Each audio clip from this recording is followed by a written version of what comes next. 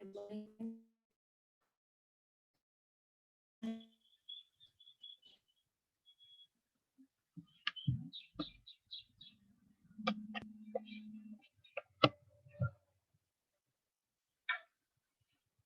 morning, everyone.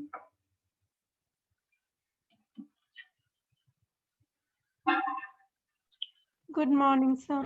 Good morning. सबको proper आवाज आ रही है अभी? Yes yes sir. सर। चलो चलो ठीक है, फिर हम लोग कंटिन्यू कर सकते हैं अभी।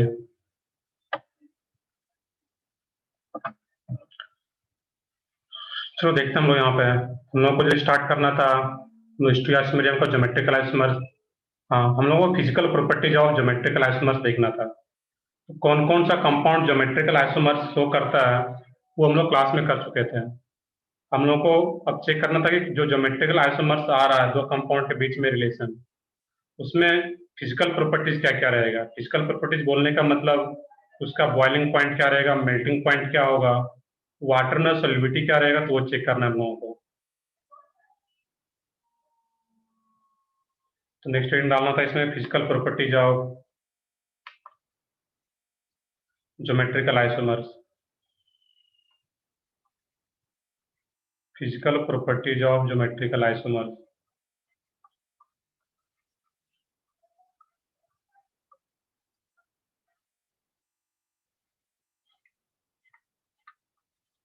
अब यहाँ पे ज्योमेट्रिकल आइसोमर्स का फिजिकल प्रॉपर्टीज बोलने का मतलब यहाँ पे आ रहा है कि जो भी एक डायपोल मोमेंट भी पड़े हुए केमिकल बॉन्डिंग में, तो उसका रिलेशन देखना है यहाँ पे। तो फर्स्ट प्रॉपर्टीज है डायपोल मूवमेंट। देख लोगे दो तीन पॉइंट्स, उसके बाद हम लोग कंपेयर करेंगे यहाँ पे। फर्स्ट है इसमें डायपोल मूवमेंट, और डायपोल मूवमेंट को इंडिकेट किससे किया जाता है, म्यू से। तो सबको पता होगा डायक्लिप proportional to sum of all dipoles. Sum of all dipoles. Second है इसमें जैसे डायपोल में निकल जाएगा बॉइलिंग पॉइंट। बॉइलिंग पॉइंट डायक्लिप proportional to mu. Dipole moment पे डिपेंड करता है ये बॉइलिंग पॉइंट भी। थर्ड है इसमें water solubility, H2O solubility. Water solubility डायक्लिप प्रोपोर्शनल टू म्यू। फोर्थ है इसमें मेल्टिंग पॉइंट। फुल फॉर्म लिख लोगे, ये क्या है, बॉइलिंग पॉइंट और ये मेल्टिंग पॉइंट। मेल्टिंग पॉइंट हमेशा ट्रांस का ज्यादा रहता है, trans greater than cis, due to symmetrical structure. Due to symmetrical structure and more packing capacity. More packing capacity या efficiency.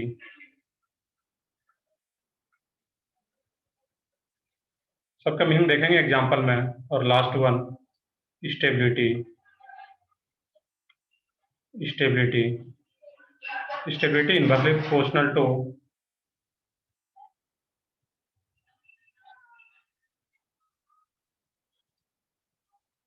Vendor Waals repulsion. Van der Waals repulsion between groups. बस ये 5 point देखना है यहाँ पे। फर्स्ट क्या है, डायपोल मूवमेंट। मैं रिपीट कर देता हूँ, म्यू से इंडिकेट करते हैं। डायक्लिप proportional to sum of all dipoles. Boiling point डायक्लिप proportional to mu, that means dipole movement. H2O solubility डायक्लिप proportional to mu. Melting point हमेशा ट्रांस वाले का ज्यादा रहेगा सी से, due to symmetrical structure. Example में और क्लियर होगा। और stability inversely proportional to van der Waals repulsion between groups. अब इसको एग्जांपल से समझते हैं। यहाँ पे ध्यान से देखना है। C double bond C, Cl H, Cl और H। अब सबसे पहले देखना है कि ये जो कंपाउंड है ये ज्योमेट्रिकल आइसोमर शो कर रहा है या नहीं कर रहा। चेक करके बताओ यहाँ पे कि ज्योमेट्रिकल आइसोमर शो करेगा या नहीं करेगा। ये नहीं करेगा। सही है, ये जीआई शो कर पाएगा। सही है सब लोगों का। सोचने का तरीका क्या है? सही है, सब लोगों का सही है इसमें। सोचने का तरीका क्या रहेगा तुम्हारा कि इस एंड पे भी एक एच और एक सीएल, टू डिफरेंट ग्रुप, और इस एंड पे भी टू डिफरेंट ग्रुप। और अगर ये ज्योमेट्रिकल आइसोमर शो कर रहा है तो इसका एक और भी फॉर्म होगा यहाँ पे, और वो फॉर्म क्या रहेगा इस केस में? यहाँ पे सी डबल बॉन्ड सी, इसका एक ट्रांसफॉर्म भी एग्जिस्ट करेगा, सीएल एच, एच और सीएल, सी सार ट्रांस। और हम लोग आज भी पढ़ेंगे डिटेल में क्या रहता है, बट इतना तो पता है कि दो सिमिलर ग्रुप सेम साइड तो सी, और ये ट्रांस। अब यहाँ पे इसी दोनों का, इसको फर्स्ट बोले और इसको सेकेंड, इसी में ये सारा प्रॉपर्टी डिसाइड करना है। दैट मीन्स कि डायपोलमेंट किसका ज्यादा होगा, 1 2 में डायपोलमेंट किसका ज्यादा और किसका कम रहेगा यहाँ पे। अब सोचना यहाँ पे कि डायपोलमेंट क्या था, directly proportional to sum of all dipoles. यहाँ पे मैंने ऑर्गेनो में तुम लोगों को बता रखा है कि ये कैसा कार्बन है, यहाँ पे है, देखोगे ध्यान से, sp2 sp2 sp2, और ये sp, सही है, sp2 का हाइब्रिडाइज कार्बन का इलेक्ट्रॉन का वैल्यू क्या होता है? 2.75, 2.75 मैंने कई बार बताया है। और क्लोरीन का क्या रहता है? 3। तो यहाँ पे जो डायरेक्शन होगा इस केस में, तो डायरेक्शन किसके तरफ रहेगा? यहाँ पे क्लोरीन की तरफ, इस तरीके से, क्योंकि इसका वैल्यू ज्यादा है। इसमें क्लोरीन का, ये भी sp2 और ये क्लोरीन, तो इसमें भी जो डायरेक्शन होगा इस बॉन्ड मूवमेंट का, जो डायपोलमेंट का होगा, वो किसकी तरफ होगा? क्लोरीन की तरफ। और यहाँ पे कार्बन और हाइड्रोजन, हाइड्रोजन का तो 2.1, तो जिसका इलेक्ट्रोनेगेटिविटी का वैल्यू ज्यादा, उसी की तरफ एरो का डायरेक्शन, सिंपल सा रूल है। इसमें क्या होगा इस केस में? यहाँ पे इसको प्रॉपरली दिखाओगे अगर, यहाँ पे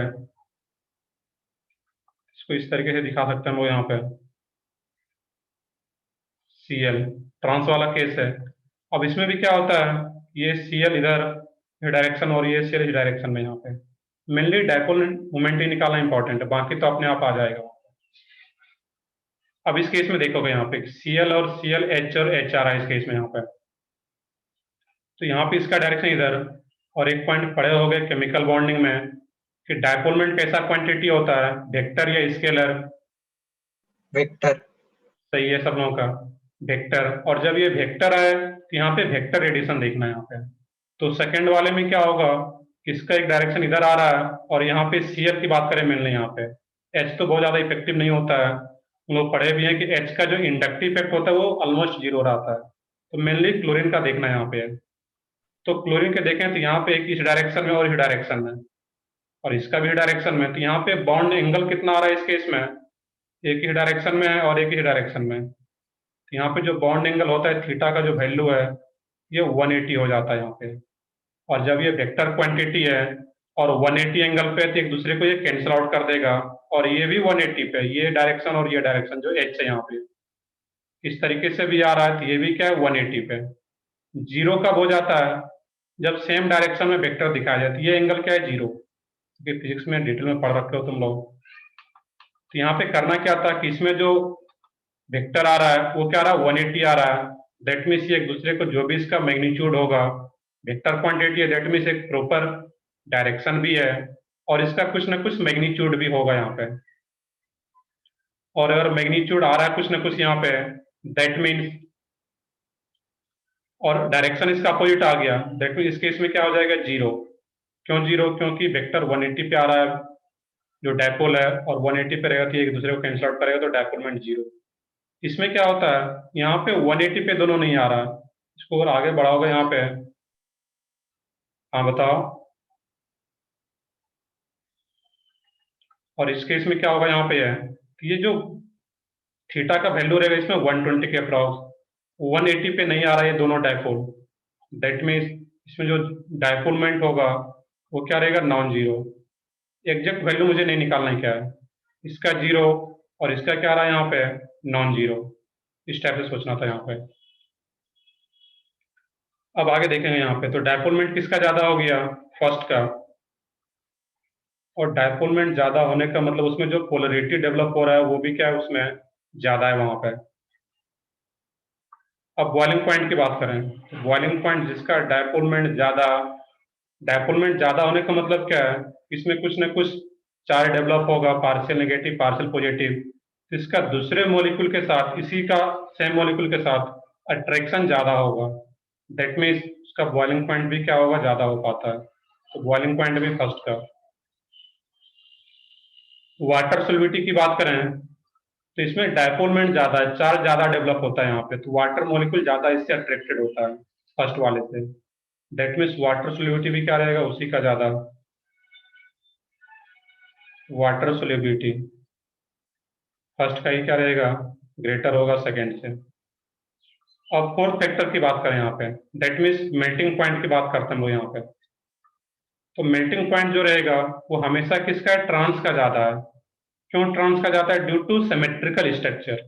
यहाँ पे सिमेट्रिकल स्ट्रक्चर बोलने का मीनिंग ये है, ये जो H और H है इसमें सिमेट्रिसिटी ज्यादा यहाँ पे है।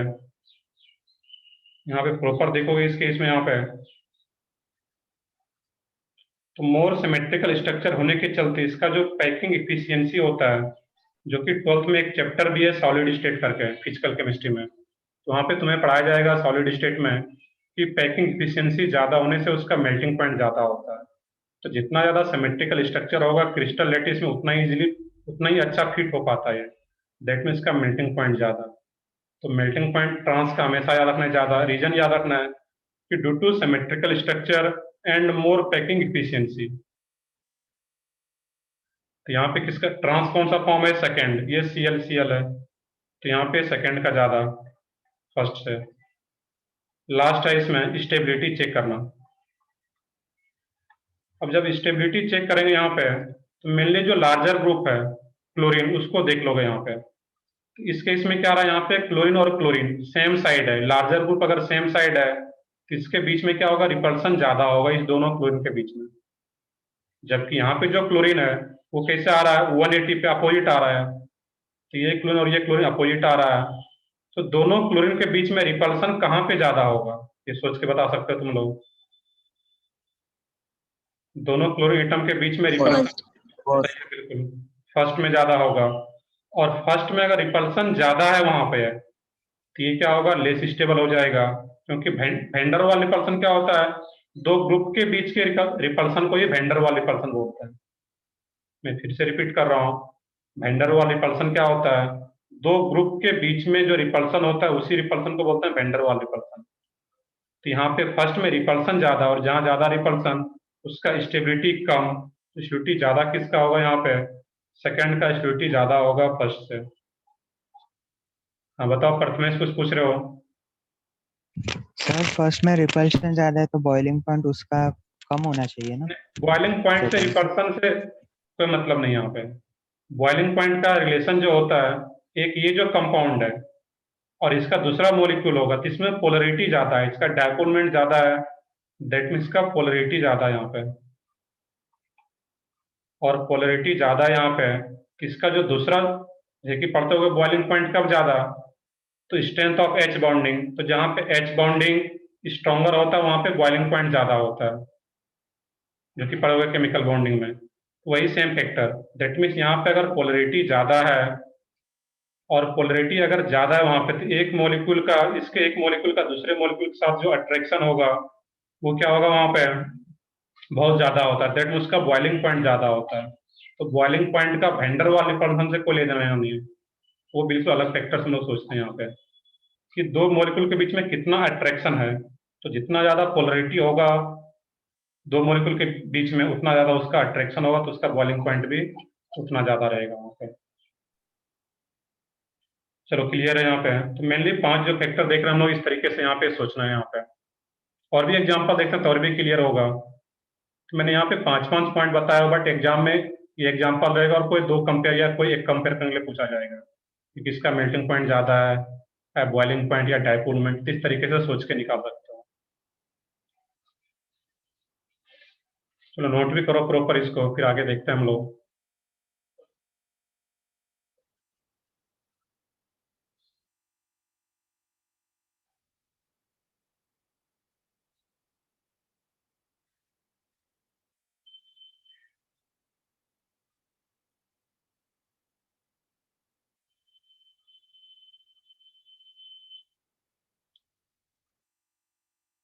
कर लिए नोट यहाँ तक सब लोग?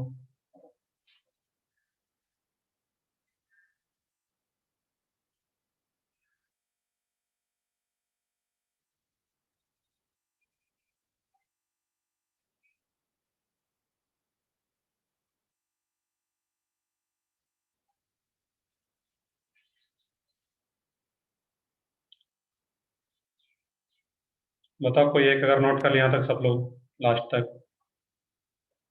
Yes, sir. चलो ठीक है, आगे बढ़ते हैं। एक और एग्जांपल देखते हैं यहाँ पे।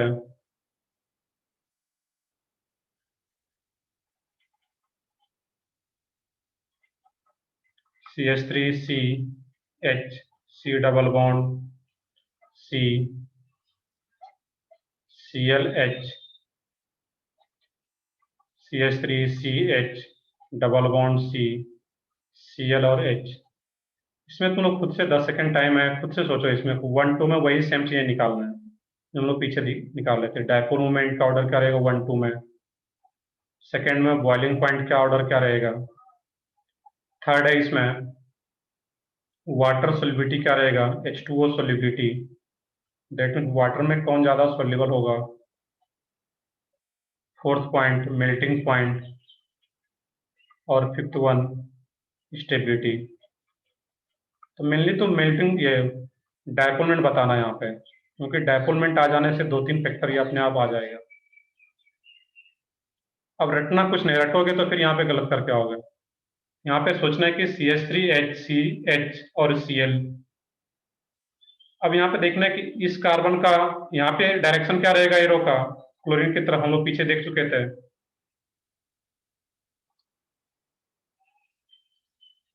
सेकंड का ज्यादा होगा, सही है प्रथमेश का। अब यहाँ पे सोचने का है 1 और 2, यहाँ तो CH3 और Cl। अब यहाँ पे कार्बन है और ये sp3 कार्बन और ये sp2 कार्बन, तो इलेक्ट्रोनेगेटिविटी का वैल्यू sp2 कार्बन का ज्यादा है। दैट मीन्स एरो का डायरेक्शन इधर रहेगा। और H का तो बहुत ज्यादा इफेक्टिव नहीं है, H का दिखाना चाहो तो इधर दिखा सकते हैं हम लोग। मेनली यहाँ पे CH3 और Cl का, यहाँ पे कार्बन और Cl, तो यहाँ पे डायरेक्शन इस साइड, और यहाँ पे CH3 और ये डायरेक्शन यहाँ पे आ रहा है। इस सेकंड वाले में जो थीटा का वैल्यू है दोनों डायपोल के बीच में, वो क्या आ रहा है यहाँ पे, सही है इसमें।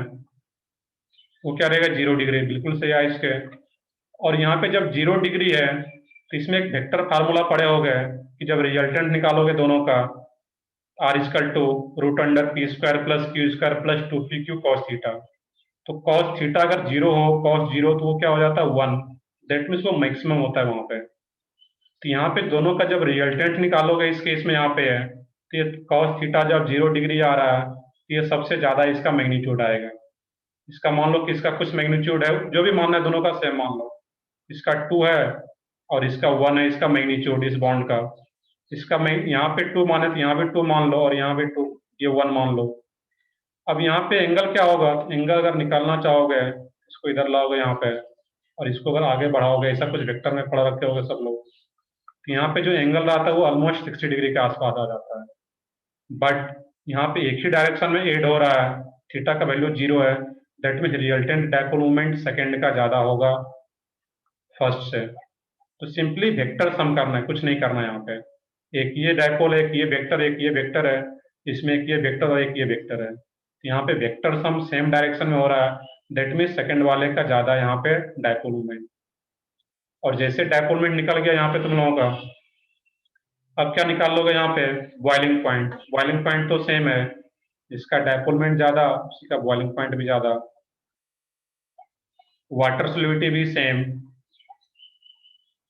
मेल्टिंग पॉइंट किसका ज्यादा होगा यहाँ पे। अब देखना है कि यहाँ पे सीस और ट्रांस, यहाँ पे ध्यान से देखना है कि यहाँ पर भी H और H जो सिमिलर ग्रुप है, इसके जस्ट बाद हम लोग ये सीस ट्रांस स्टार्ट करेंगे। तो यहाँ पे ये सेम साइड है और यहाँ पे H और H अपोजिट है। तो यहाँ पे जो मेल्टिंग पॉइंट होता है हमेशा ट्रांस का, दैट मीन्स ये वाला अब ट्रांस है, क्योंकि जो सिमिलर ग्रुप है वो अपोजिट आ रहा है।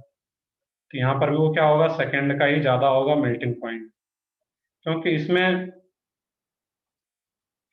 सही है इसमें सेकंड का। अब यहाँ पे क्या होता है, इसमें भी सिमेट्रिकल स्ट्रक्चर होता है। ट्रांस का मेल्टिंग पॉइंट हमेशा क्यों ज्यादा? क्योंकि ट्रांस में सिमेट्रिसिटी ज्यादा होता है एज कंपेयर टू सी। यहाँ पे इस टाइप का सिमेट्रिसिटी मिल पाता है, और इसमें ऐसा कुछ सिमेट्रिसिटी नहीं मिल पाता। यहाँ पे इस टाइप से देखोगे तो इस टाइप से कुछ आता है यहाँ पे, तो लेस सिमेट्रिकल होता है सी, सबकी ट्रांस मोर सिमेट्रिकल स्ट्रक्चर। और स्टेबिलिटी की बात करें लास्ट में हम लोग यहाँ पे, तो स्टेबिलिटी किसका ज्यादा फर्स्ट एंड सेकंड में? तो यहाँ भी सेम फैक्टर, दो लार्जर ग्रुप जो है उसको हम लोग को कंसिडर करना है, बाकी को नहीं देखना है। सही, बिल्कुल स्नेहा के सेकंड का ही ज्यादा होगा यहाँ पे। ये CH3Cl लार्जर ग्रुप है, सेम साइड है, यहाँ पे मोर रिपल्सन होगा। जबकि यहाँ पे CH3Cl लार्जर ग्रुप के बीच में लेस रिपल्सन है। दैट मीन्स जहाँ पे लेस रिपल्सन दो लार्जर ग्रुप के बीच में, उसका स्टेबिलिटी ज्यादा, यहाँ पे सेकंड का स्टेबिलिटी ज्यादा रहेगा यहाँ पे। तो यहाँ पे कुछ भी रटना नहीं है, मेनली डायपोल मोमेंट निकालने के लिए जो इलेक्ट्रोनेगेटिविटी का कुछ वैल्यू हम लोगों ने पढ़ रखा है उसके बेसिस पे सोचना है वहां पे। इस तरीके का कोई भी क्वेश्चन आता है, अब वहां पे सोच सकते हो कि पांचों प्रॉपर्टीज में क्या क्या कैसे ऑर्डर निकालना है, मेनली सिस और ट्रांस अगर गिवन इस टाइप का। तो ये हम लोग देख रहे थे physical property of geometrical isomer. That mean जब भी दो आइसोमर आ रहा है सिस और ट्रांस, तो इस टाइप से हम लोग उसका फिजिकल प्रॉपर्टी ये सारा निकाल सकते हैं, किसका कम किसका ज्यादा। नेक्स्ट रीडिंग डालोगे सिस ट्रांस, तुम लोग पढ़ते आ रहे हैं यहाँ पे सिस ट्रांस, वो क्या होता है cis trans configuration.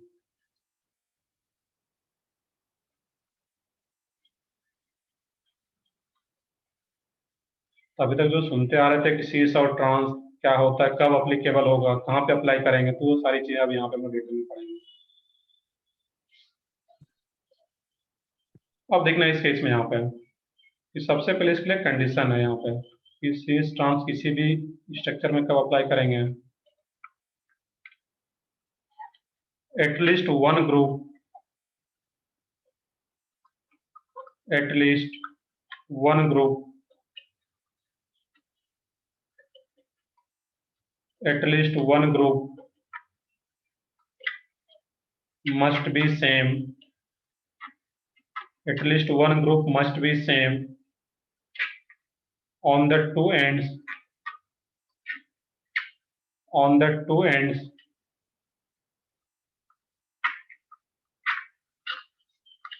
of the restricted rotation bond, restricted rotation bond।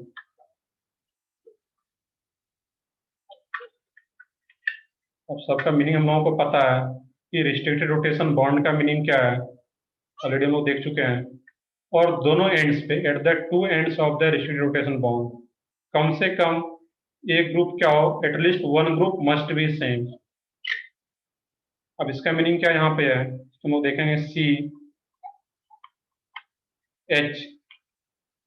Cl, H और Cl, तो यहाँ पे इस एंड पे और इस एंड पे देखना है कि दोनों एंड पे कम से कम एक ग्रुप सेम हो। दो, एक से ज्यादा है तो चलेगा, बट कम से कम एक हो वहां पे। यहाँ पे H और एक ये H, ये दोनों क्या आ रहा है यहाँ पे सेम साइड है, तो जो भी सेम ग्रुप है उसके रिस्पेक्ट में देखते हैं वो यहाँ पे। यहाँ पे Cl भी सेम है दोनों एंड्स पे, और H सेम है, तो किसी के रिस्पेक्ट में बोल सकते हैं, Cl के रिस्पेक्ट में बोल लो कि जो भी सेम ग्रुप है और वो सेम साइड आ रहा है, तो ये दोनों ग्रुप अगर सेम साइड आ रहा है यहाँ पे है, मैं इधर लिख दूं इस केस में यहाँ पे, ये सिमिलर ग्रुप सेम साइड अगर हो, इफ सिमिलर ग्रुप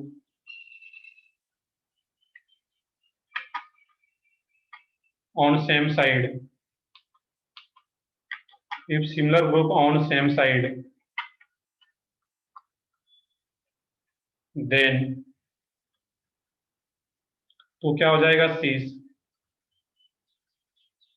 और जो सिमिलर ग्रुप मैं इसके जस्ट ऊपर तुम लोग यहाँ पे लिख लोगे, मैं ऊपर एक एग्जांपल लिख देता हूँ यहाँ पे कि सी, वही सेम एग्जांपल HCl, Cl और H।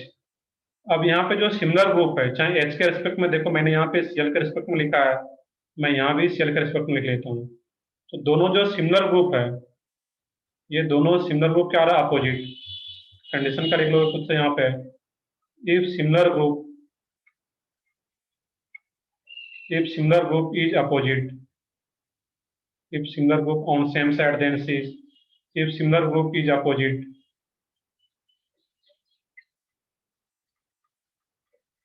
then trans, कुछ भी रटना नहीं है यहाँ पे। कंडीशन क्या है कि कम से कम एक ग्रुप सेम हो तभी हम लोग सीस और ट्रांस अप्लाई कर पाएंगे यहाँ पे, और से जो सिमिलर ग्रुप है सेम साइड तो सीस, अपोजिट तो ट्रांस। इसको नोट करो, और भी एग्जांपल देखना तो और क्लियर होगा इसका मीनिंग।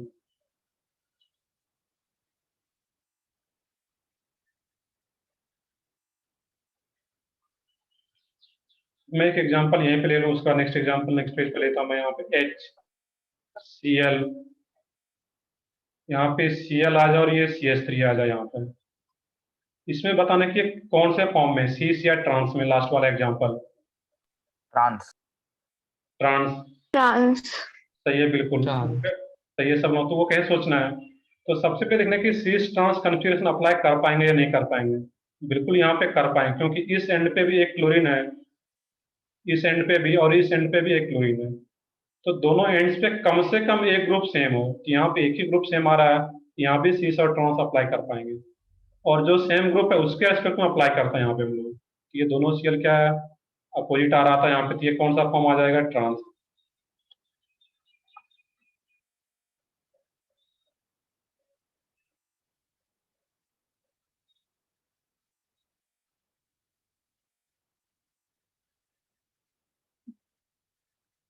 चलो इसको नोट करो।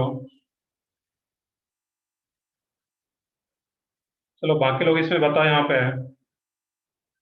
देखिए एक दो लोग बोल रहे थे कि सर जब लिखते हैं तो सर दिखते ही नहीं है वीडियो में, सिर्फ पेन ही दिखता है यहाँ पे।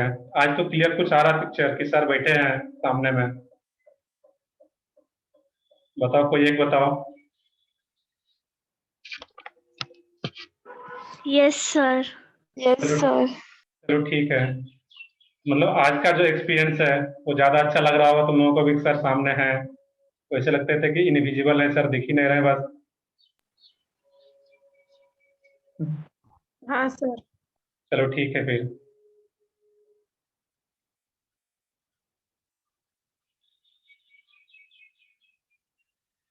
चलो आई थिंक यहाँ तक सब लोग नोट कर लिया होगा, यहाँ पे कोई ज्यादा है नहीं नोट करने के लिए, बस एक ही कंडीशन याद रखना है।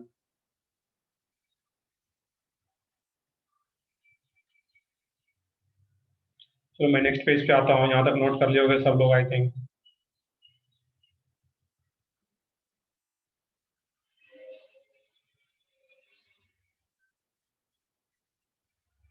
अब यहाँ पे एक एग्जांपल इस टाइप से हो, C double bond C F, यहाँ पे क्या आ रहा हो, F Cl Br और आयोडीन। सबसे पहले चेक करना कि ज्योमेट्रिकल आइसोमर शो करेगा या नहीं करेगा, यस या नो। नो। Yes yes. ये ज्योमेट्रिकल आइसोमर शो कर पाएगा। यस। सही है सब लोगों का, सही है बिल्कुल। इसमें सोचने का तरीका क्या था कि इस एंड पे भी टू डिफरेंट ग्रुप हो, ये मिल पा रहा है, इस एंड पे भी टू डिफरेंट ग्रुप मिल पा रहा है। जीआई तो शो कर रहा है। नेक्स्ट कंडीशन है इसमें सीस और ट्रांस अप्लाई कर पाएंगे या नहीं कर पाएंगे यहाँ पे। तो यहाँ पे सीस और ट्रांस, सही है बिल्कुल, सीस और ट्रांस यहाँ पे अप्लाई नहीं कर पाएंगे। रीजन क्या होगा, क्योंकि जो कंडीशन अभी हम लोग लिखे थे कि दोनों एंड्स पे कम से कम एक ग्रुप तो क्या हो वहां पे सेम आ रहा हो, जो कि यहाँ पे नहीं आ रहा है। इस एंड पे फ्लोरीन क्लोरीन ब्रोमीन आयोडीन, तो किसी भी एंड पे सिमिलर ग्रुप नहीं आ रहा है, तो यहाँ पे हम लोग सीस और ट्रांस अप्लाई नहीं कर पाएंगे।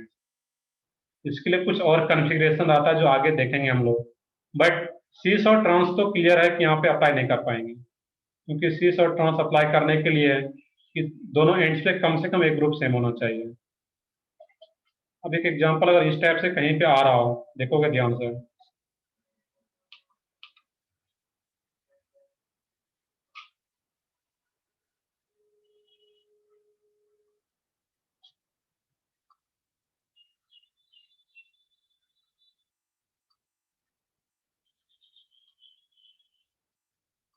सबसे पहले बताना है कि ये जो कंपाउंड है ये ज्योमेट्रिकल आइसोमर शो करेगा या नहीं करेगा। ये चेक करके बताना है यहाँ पे।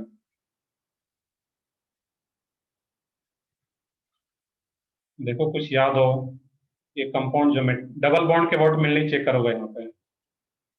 मैंने एक कंडीशन बताया हुआ था,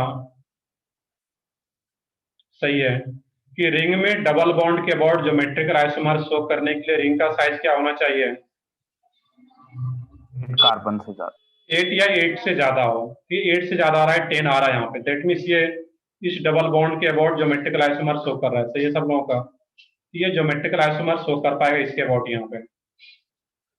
अब जब ये शो कर पाएगा ज्योमेट्रिकल आइसोमर, तो देखना कि ये जो है ये कौन सा फॉर्म है उसका ज्योमेट्रिकल आइसोमर्स का, कि सीस और ट्रांस। उसके लिए यहाँ पे क्या करेंगे हम लोग, इस कार्बन का हाइब्रिडाइजेशन क्या है, sp2 और इसका भी sp2, और दोनों का जब sp2 है तो बॉन्ड एंगल उस केस में क्या होता है, 180 डिग्री, सॉरी 120।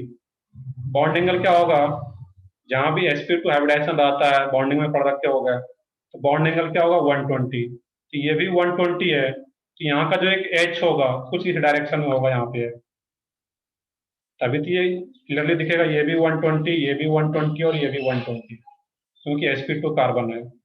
और ये 120 ऑलरेडी दिख रहा है कि यहाँ का भी जो एक H होगा कुछ ही डायरेक्शन में होगा यहाँ पे, तभी ये GI शो कर पा रहा होगा यहाँ पे। अब इसके बाद अगर ये GI शो कर रहा है तो ये दोनों H जो है यहाँ पे वो सेम साइड आ रहा है यहाँ पे, और दोनों H अगर सेम साइड है तो ये जो डबल बॉन्ड का कन्फिगरेशन होगा वो क्या बोलेंगे हम लोग यहाँ पे, सीज।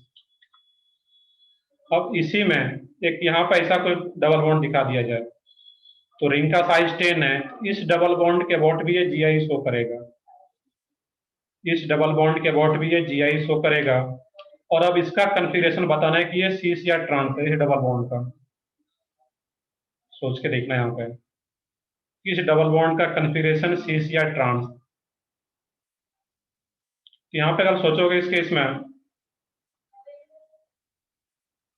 ट्रांस, सही है बिल्कुल सब लोगों का। सोचने का तरीका क्या इसमें, यहाँ पे मैंने अभी बताया था कि ये वो sp2, ये भी sp2, तो ये 120 है, तो इसका एक एंगल क्या होगा, इधर होगा H, और ये 120 है, तो यहाँ का जो एक H होगा वो कुछ इस डायरेक्शन में होगा यहाँ पे, तो यहाँ पे H और H अपोजिट आ रहा है, दैट मीन्स ये क्या आ जाएगा यहाँ पे, ट्रांस।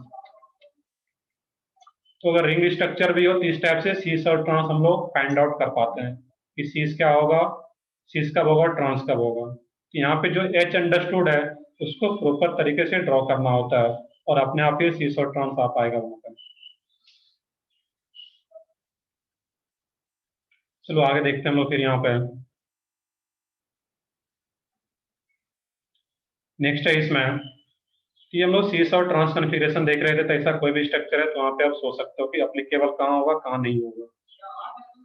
नेक्स्ट है इसमें सीन और एंटी कन्फिगरेशन, सीन और anti configuration, syn and anti configuration.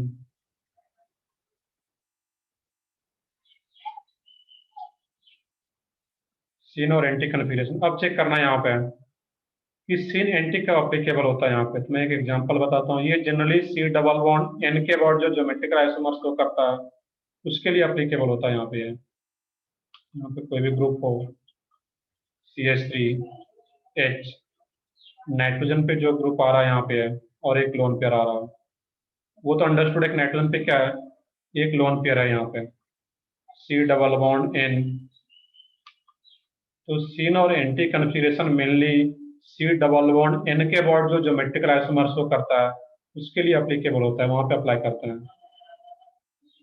अब यहाँ पे क्या आ रहा था, एक लोन पेयर जो कि अंडरस्टूड है यहाँ पे, यहाँ पे CH3 और H ही रखोगे इस केस में। अब यहाँ पे नोट भी करो इस केस में, पहले वो देखते हैं यहाँ पे अब क्या अप्लीकेबल होगा इस केस में।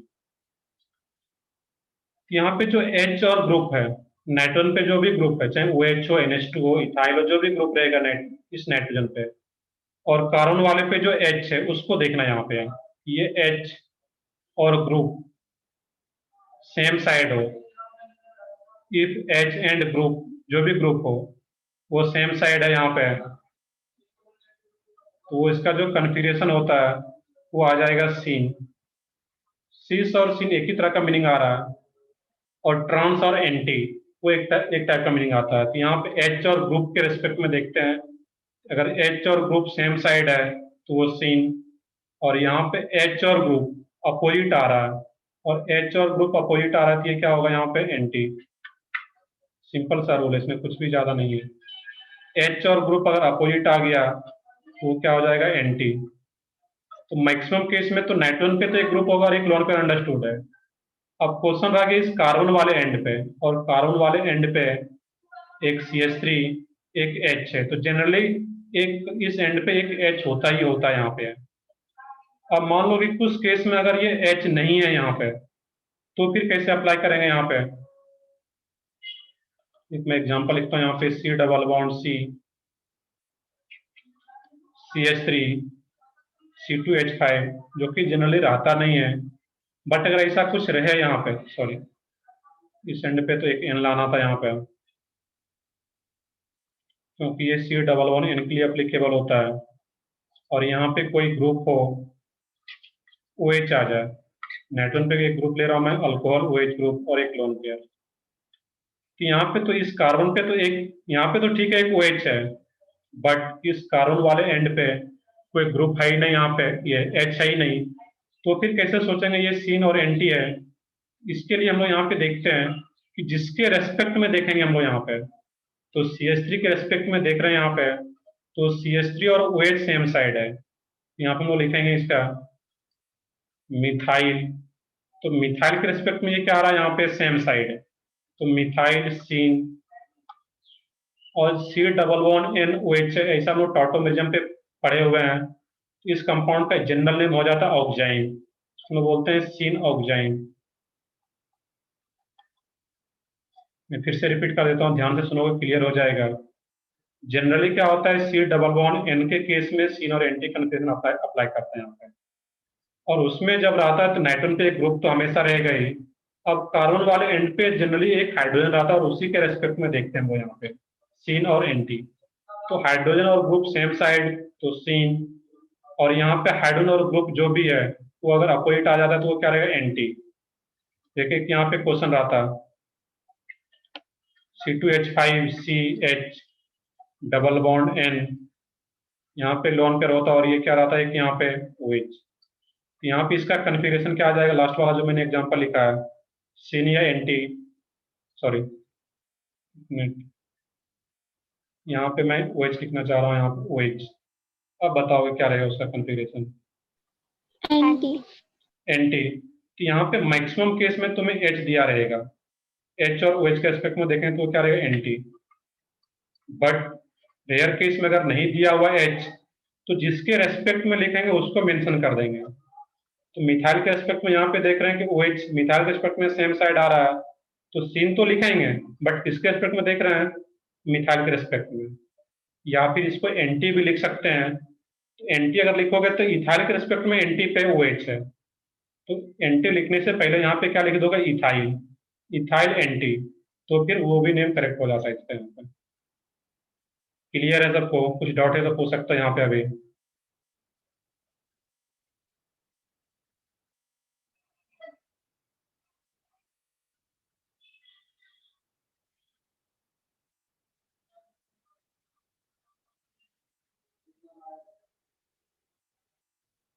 चलो ठीक है, इसको नोट करो पहले। बाकी कुछ लोग अगर नेटवर्क प्रॉब्लम के कारण डिस्कनेक्ट होते हो तो दोबारा से भी कनेक्ट हो सकते हो, ऐसा नहीं कि डिस्कनेक्ट हो गए तो फिर यार खुद का उधर से कोई नेटवर्क प्रॉब्लम है, एक बार डिस्कनेक्ट हुए तो फिर से कनेक्ट हो करके ज्वाइन कर सकते हो। इसका दूसरा नेम क्या होगा, इथाइल? हाँ दूसरा नेम बताता हूँ यहाँ पे, उसका अगर इथाइल के रेस्पेक्ट में लिख रहे हैं यहाँ पे, इसके रेस्पेक्ट में ये कहाँ पे आ रहा है, अपोजिट आ रहा है, दैट मीन्स एंटी। ये क्या होगा इसमें, इथाइल एंटी, और ऑक्जाइम तो इन जनरल इसका नेम रहा था, ऑक्जाइम बोलते हैं। तो मैंने तो यहाँ पे कन्फिगरेशन देखना था कि इथाइल के रेस्पेक्ट में OH कहाँ पे है, एंटी पे, तो इथाइल एंटी ऑक्जाइम, दोनों में से कोई भी लिख सकते हो। बट ये रेयर केस में जनरली H रहता है, तो H जब रहेगा तो कुछ भी मेंशन करने की जरूरत नहीं, H और ग्रुप के रेस्पेक्ट में देख लेंगे तो वो क्या हो जाएगा, अपोजिट है तो एंटी और सेम साइड है तो सी।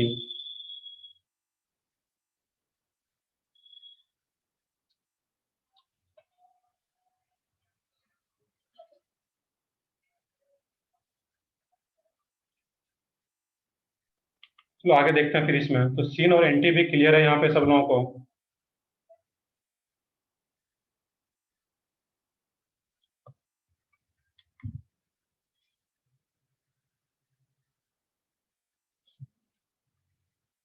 नेक्स्ट कॉन्फ़िगरेशन है इसमें ईजेड कॉन्फ़िगरेशन, जो कि सबसे इंपॉर्टेंट कॉन्फ़िगरेशन आता है यहाँ पे। और वो क्या है? EEZ configuration.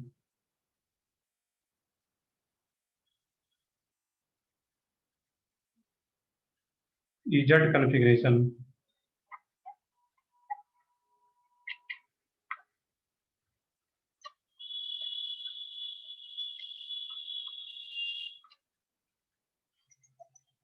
EEZ configuration. अब जो ईजेड कॉन्फ़िगरेशन है, ये कॉन्फ़िगरेशन होता है प्रायोरिटी बेस्ड कॉन्फ़िगरेशन या सीनियरिटी बेस्ड कॉन्फ़िगरेशन। ये क्या होता है? Seniority based configuration.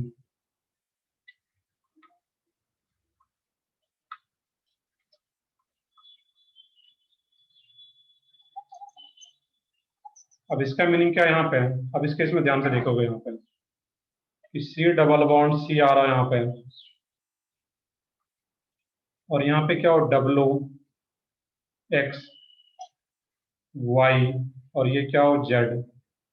यहाँ पे इस एंड पे भी दोनों ग्रुप डिफरेंट है, जो भी ग्रुप होगा, और इस एंड पे भी दोनों ग्रुप डिफरेंट है। दैट मीन्स ये ज्योमेट्रिकल आइसोमर शो कर सकता है यहाँ पे। और जब ये ज्योमेट्रिकल आइसोमर शो कर पाएगा यहाँ पे, तो देखना है कि इस एंड पे डब्ल्यू और एक्स मुझे पता नहीं कि कौन सा ग्रुप है, बट इस एंड पे पहले देखेंगे कि इस एंड पे जो डब्ल्यू और एक्स है, दोनों में से जो सीनियर ग्रुप है वो इसको वन को मानते हैं यहाँ पे। ये सीनियर ग्रुप है, इसको वन देते हैं यहाँ पे। और ये क्या हो? जूनियर ग्रुप हो इसके रेस्पेक्ट में, ये टू हो। सीनियर जूनियर कैसे डिसाइड करें? तब उसके लिए एक रूल है, वो हम लोग लिखेंगे तो पता चल पाएगा। अभी हम लोग एज्यूम कर रहे हैं कि डब्ल्यू और एक्स में सीनियर कौन सा? वन है, और ये टू हो। यहाँ पर वाई और जेड में भी क्या हो? जो सीनियर हो वो वाई हो, तो जो सीनियर हो उसको वन लिख रहे हैं, और जो जूनियर ग्रुप है उसको हम लोग क्या लिख रहे हैं? यहाँ पे टू। अब यहाँ पे देखने के जैसे ये सीनियर जूनियर पता कर लिए, एज्यूम कर लिए, यहाँ पे जो दोनों सीनियर ग्रुप है, दैट मीन जिसको प्रायोरिटी दे रहे हैं, ये भी वन और ये भी वन, तो बोथ सीनियर ग्रुप क्या आ रहा है यहाँ पे? Same side. तो कंडीशन है यहाँ पे, if both senior group, senior junior कैसे डिसाइड करते हैं बस 2 मिनट के बाद देखेंगे उसको हम लोग। If both senior group is on same side, is on same side, if both senior group is on same side, then configuration is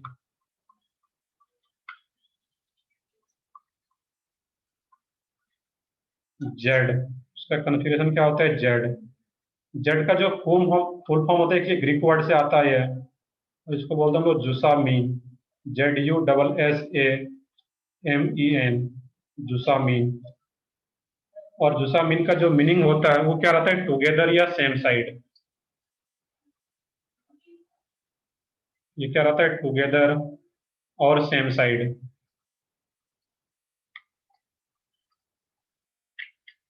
तो याद क्या रखना है कि दोनों सीनियर ग्रुप अगर सेम साइड है तो कन्फिग्रेशन क्या रहेगा उसका? Z.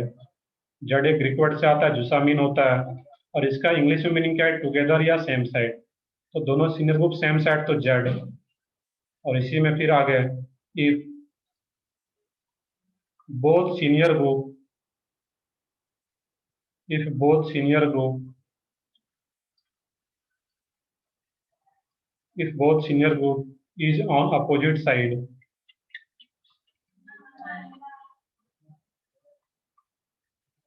if both senior group is on opposite side, then configuration is E। और ई का जो मीनिंग होता है यहाँ पे ग्रीक में, ई कहाँ से आता है ये वर्ड? तो इंट जा जेन, ये भी ग्रीक वर्ड है। और इंट जा जेन का जो इंग्लिश में मीनिंग है वो क्या हो जाता है यहाँ पे? अपोजिट।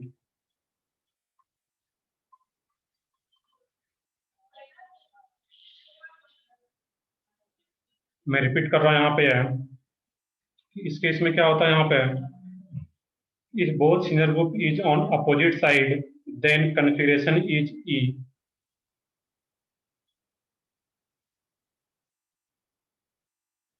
ओके, डिस्कनेक्ट हो गए थे। देखो यहाँ पे इसमें सिंपल सा है कि यहाँ पे मैंने एक 1 2 और ये 1 2 या देख लोगे, ये वीडियो में अपलोड कर देता हूँ उसमें चैनल पे, उसमें फिर स्टार्टिंग से और इसका एग्जांपल आएगा तो अपने आप क्लियर हो जाएगा ये कि जो दोनों वन का मतलब क्या हुआ, सीनियर ग्रुप। तो दोनों सीनियर ग्रुप अगर सेम साइड है तो उसको हम लोग कन्फ्यूजन क्या बोलते हैं, जेड। और दोनों सीनियर ग्रुप जो भी डिसाइड करेंगे, प्रायोरिटी टेबल एक ड्रॉ करते हैं उसके अकॉर्डिंग हम लोग देखेंगे कि दोनों सीनियर ग्रुप अगर अपोजिट साइड आ गया तो उसका कन्फिगरेशन क्या होगा यहाँ पे ई। देखिए यहाँ पे ये दोनों 1 और 1 जो एज्यूम किए हुए सेम साइड है, इसका सेम साइड अगर आ रहा है दोनों सीनियर ग्रुप, तो इस डबल बॉन्ड का जो कन्फिगरेशन होगा ज्योमेट्रिकल आइसोमर्स का, वो क्या रहेगा इसमें, जेड। यही वाई अगर नीचे आ जाता जो सीनियर ग्रुप है, ये 1 और 1 क्या आ जाता अपोजिट, तो उसका कन्फिगरेशन क्या आ जाता वहां पे, ट्रांस। इस टाइप से सोचना था वहां पे। इसको याद रखने में जनरली कंफ्यूज भी होता है, सर जेड का बोलेंगे ई का बोलेंगे। ई का मतलब होता है अपोजिट, या ई क्या होता है, एक्रॉस या ई क्रॉस, दैट मीन्स अपोजिट। ऐसे सोचने याद रखने के लिए सोच सकते हो कि सर ई का मीनिंग क्या होगा, एक क्रॉस या ई क्रॉस। ई क्रॉस का मतलब क्या होता है, अपोजिट, एक क्रॉस। इस टाइप से याद रखने के लिए सोच सकते हो यहाँ पे। बाकी ई का मीनिंग क्या होता है, इंटीजर जेन, इसका मीनिंग होता है अपोजिट। इस तरीके से याद रखना है। अब ये जो प्रायोरिटी ऑर्डर आता है यहाँ पे, तो प्रायोरिटी कैसे डिसाइड करता है यहाँ पे हम लोग कि कौन सा सीनियर है कौन सा जूनियर है, उसके लिए एक रूल आता है जिसको कि हम लोग बोलते हैं सीआईपी सीक्वेंस रूल। हम लोग क्या बोलते हैं वहां पे, सीआईपी सीक्वेंस रूल। यहाँ तक पहले नोट कर लो तुम लोग।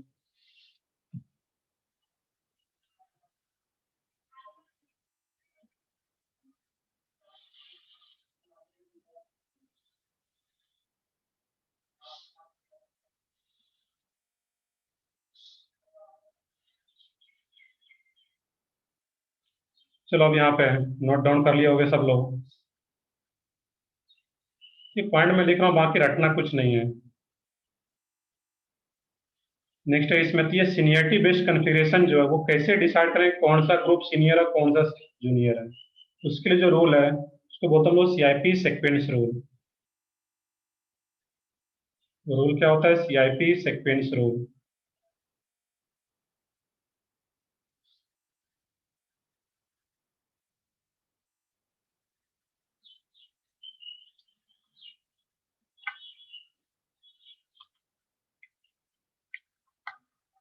चैन इन गोल्ड, रीलॉग,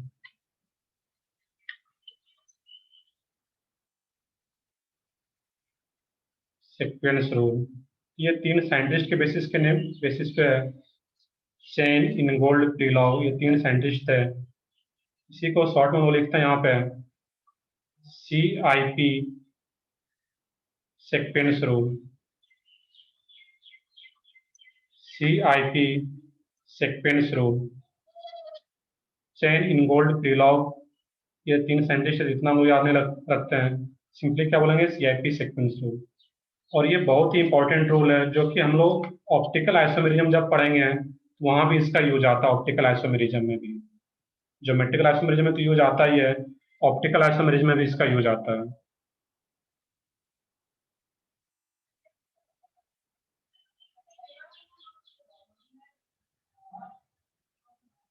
चलो बाकी देखते हैं यहाँ पे हम लोग।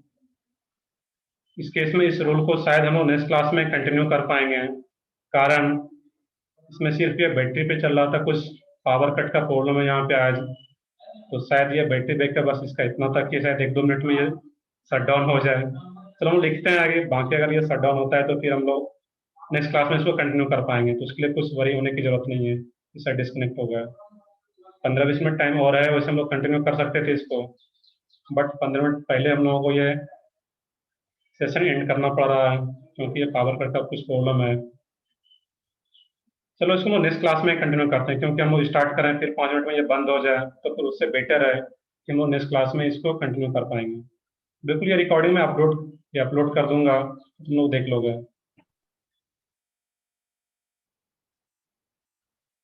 ये रिकॉर्डिंग मैं ग्रुप पे डाल दूंगा, शेयर कर दूंगा, तो वहाँ पे तुम लोग देख पाओगे। क्योंकि ये रूल 4-5 रूल है, तो आज ये कंप्लीट नहीं हो पाएगा, तुम लोग नेक्स्ट क्लास से इस रूल को, सीआरपी सेकेंड रूल को, फिर ठीक है, पिछले क्लास का भी मैं डाल दूंगा, या फिर तुम लोग, चलो मैं जो आज एक लिंक डालूंगा उस चैनल पे जाकर के देखोगे तो वहाँ पे मिल जाएगा। तो मैं लेक्चर 1 का भी, लेक्चर 2 का भी, आज लेक्चर 3 है हिस्ट्री आइसोमेरिज्म का, तुम्हें हर एक का लिंक मिल जाएगा वहाँ पे।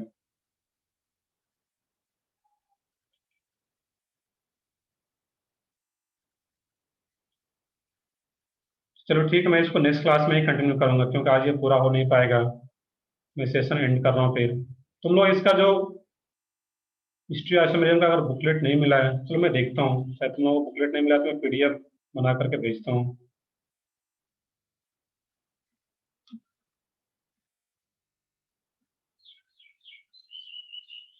तो ठीक है, मैं सेशन एंड कर रहा हूँ, बाकी तुम लोग अपना रिवाइज करोगे अभी प्रॉपरली।